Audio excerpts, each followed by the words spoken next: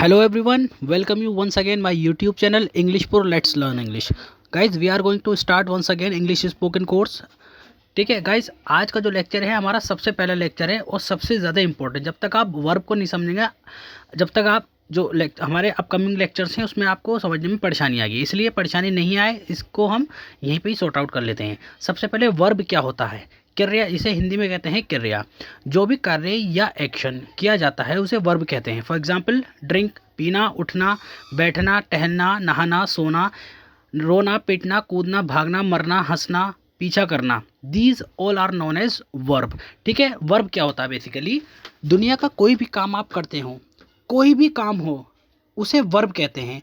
जो भी एक्शन या जो भी कार्य किया जाता है उसे वर्ब कहते हैं. ये जो मैंने नीचे लिखे हुए हैं, ये जो नीचे लिखा हुआ है, आप इसको देखकर भी समझ सकते हैं, ये सब वर्ब हैं. ये वर्ब की पहचान है.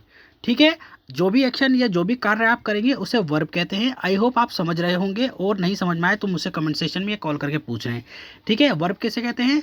जो भी कार्य हमारे द्वारा या किसी व्यक्ति के द्वारा किया जाता है उसे वर्ब या क्रिया कहते हैं. बस ये याद रखना है. अब वो कार्य कुछ भी हो सकता है, वो टहलने का भी हो सकता है, उठने का भी होता सकता है, बैठने का भी हो सकता है, किसी को पीटने का भी हो सकता है हम किसी को गालियाँ दे रहे हैं, वो भी तो हम कार्य कर रहे हैं, तो वो भी वर्ब है. जो भी हम कर रहे हैं, चाहे वर्बली हो चाहे एक्शन के थ्रू हो, कुछ भी हो, उसे हम वर्ब कहते हैं. याद रखना, जो भी कार्य हमारे या किसी व्यक्ति के द्वारा किया जाएगा, जो भी कार्य किया जाएगा उसे वर्ब कहते हैं. अगर नहीं समझ में आए तो आप मुझसे एक बार नहीं कई बार पूछ सकते हैं. ठीक है, आई होप आप समझ गए होंगे वर्ब का मतलब क्या होता है.